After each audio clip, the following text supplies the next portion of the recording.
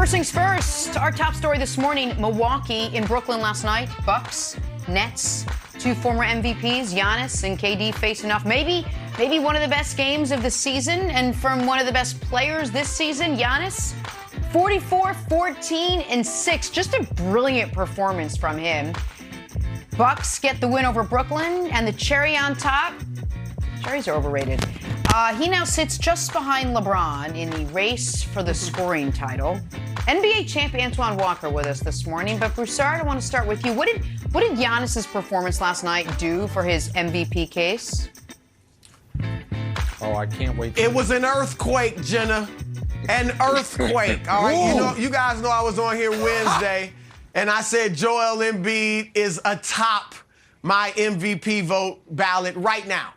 I did leave room to change because we got a lot of basketball left. And I got my ballot earlier in the week, and they're due April 11th. And this is why I wait until close to the deadline to make my votes, because things happen. Things change, especially when, guys are so close. Embiid, Giannis, Luka, and Jokic lurking. Like, it's very close. And so what happened last night, and not just last night, but the game before, has moved Giannis Antetokounmpo as my MVP frontrunner now. He is now ahead of Joel Embiid. I got to give it to him. Look, I talked about, now again, it's not written in stone, but it's going to take a heck of a lot to move Giannis off number one, Twan, because here's the thing. The last two games, they faced the two other teams that many people think are the best in the East, two contenders, Philadelphia and Brooklyn. And Giannis has not only averaged 42, 14 rebounds, and 6 assists on 67% shooting, but he's made the game-winning plays. The block shot on Embiid, obviously another MVP candidate. And then last night, of course, the things people say he can't do. The reason that some current players and former players still don't give him the props he deserves. He can't shoot the three. Well, he hits a three-pointer to tie the game at the end of regulation. He can't shoot free throws. Well, he hits 2 free throws to win the game last night. So I got to give it to Giannis. And meanwhile, Embiid, Nick, to your point last segment, he's been strong, put up big numbers. However, in those moments, and I'm worried about him in big moments, against Giannis, what does he do? Man, gather yourself. You are 6'1", 7'1", 300 pounds. Gather yourself and go up there and dunk it. And I know Twan agrees with me. He put up a rush layup that Giannis blocked. And then last night in the fourth quarter, Joel only gives me 4 points on 2 of 3 shooting in a game that they had to win and had no excuse to lose against Detroit. So right now, Twan, I have now moved Giannis ahead of Embiid and into the number one spot on my MVP ballot. Well, Chris, my mother always taught me, when you're wrong, admit when you're wrong. Be a man and admit when you're wrong. And I have to apologize to 2 people right now. First, I have to apologize to you, Nick. You were 100% right. Giannis is the MVP. Wow. He is the MVP. Wow. Marinate in the moment, Nick. Listen. Enjoy it. I have to apologize for Giannis for me coming on air and defending Embiid and saying he was the MVP no matter what Giannis does or what happens these last 4 or 5 games. I'm sorry, guys. What Giannis did last night is a statement game to me, and I said this before. You heard me say this about you circle games on the calendar. But this guy, every big game, and when he goes against the other superstars, he shows up. He takes it personal. He gets it done. And on top of that, when we start talking about wins and losses, Philly goes to 4 after that loss last night in Detroit. He goes to a half a game out of being in first place. He's unbelievable, man. Last night he makes the 3. That's first of all. We say he couldn't shoot threes. Then the free throws I thought was even more impressive. The fact that he's attacking the basket, trying to get fouled, and this is a guy that was getting booed last year. This was last year. Teams were trying to foul them. I got to give this guy credit, man. This guy's unbelievable. He's the best player in the league right now. It's hands down. It's not even close. And he's going to probably be the best player in the league for the next couple of years, man, because he puts the work in that's necessary to be the best player in this league. And we got to start giving him credit.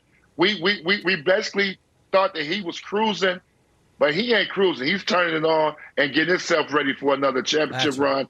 And last night spoke volumes to me. I'm sorry, Giannis. I'm sorry, Nick. You saw something different that I didn't see. And I was last night what a like, win. Oh my God, I couldn't believe it. It was a big win. I'm not changing my mind no more. Big Giannis, win for Nick too. I'm paying respects to you, There Giannis. it is. You are the best. And There you are you go, the MVP. Antoine. And So- Chris, Take it in, Nick. make sure you vote for him. Make sure April 11th he gets that vote now, Chris. Don't mess up. 11. got it right Show up now. to the There's polls, no doubt. Broussard. Like Wilds. I'm just I not wanna- giving. I wanna I'm say just not something to you, giving my Nick the friend. credit like you, Twan. I'm not giving Nick the I credit. had to. No, If you of know course how not. it- Listen, the Yeah, ladder. Hey, Yeah. listen. Pull back on here's that the a thing. little bit. I didn't get I didn't get a ballot in the mail. I was too busy in my workshop building my ladder, which now is going to be cutting edge because the ladder was ahead of the curve, boys. Oh, we didn't need last night's game, did we, Wild? You and me, buddy. You and me were just like, oh, Giannis is the best. And this is the benefit, Wilds, and I want to give you credit. And also, of course, give myself credit of dripping in integrity and objectivity.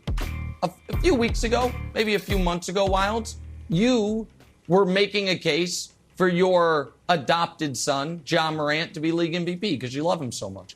I was making a case for my actual son, Luka Doncic, to be MVP because I love him so much. But because of our tireless commitment to objectivity, you and I both eschewed our own children or adopted children for the best player alive. And here is the real question I have to you, Kevin Wilds. We just spent the last segment saying a lot of people think Kevin Durant might be the best player. Your buddy, JJ Redick, and I then listened back to the clip. He didn't really want to rank players, and then Embiid made him, and now he's getting dragged for it. Sorry, JJ, but you're in the take business now. That's how it works. But he listed 3 guys as the best guys in the league. No, I know. I get it. I understand, Wilds, and you're nicer than me. But once you enter the take Thunderdome and you fire off a bad one, you're going to have to take shrapnel. Like, that's how it works, JJ. Streets. Sorry, It's pal. mean in Those these are the rules. Those are the rules, pal. I don't step onto your court, try to do a 3-point competition with you. You step into our world, you better make sure those takes are buttoned up. But he listed 3 guys. That's right. And the guy who is the defending finals MVP, who won the championship with a 50-point game, and some would argue is the best defensive player in the league, it's controversial to say, yeah, he's the best player alive. I've never seen something like this. We argue Michael versus LeBron historically, but while Michael was at his apex, was anyone like, you know what? It's Barkley. No, not even when Barkley won MVP. And when LeBron was at his apex, were people arguing, no, I actually think, well, I guess with LeBron they did with Steph, but it was stupid. And briefly with Durant, and I understood the argument with Durant. But this is the fact that Giannis is not universally accepted as the best player in the league is bizarre to me. It's if you are at this point saying, not you, Wilds, the figurative you, not saying he's the best player in the league, to me what you're saying is the games don't matter. The production doesn't matter. The result doesn't matter.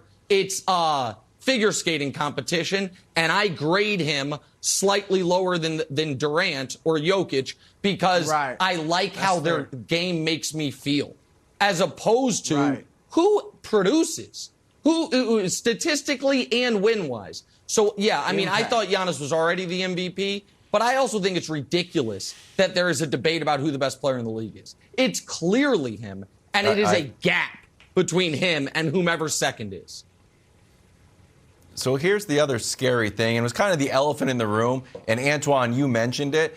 Giannis's free throws that iced the game, he's gotten, I think, 40 points better from this year compared to last year. And the fact that Ben Simmons was in the building, and we've always kind of like say, hey, Ben can get better, Ben can work on this. To see it play out on a national stage of watching a superstar take their game to another level is what I think we all want for Ben Simmons too. So Giannis is just getting started. I know he's got 2 MVPs, but he's just getting started. He's going to get even better and better, get that 3-point percentage up more too. I think that's still only at 30%. Get up to 35%. All right, let's head back to Brooklyn. Let's talk about the Nets side of last night's game. How should KD feel after missing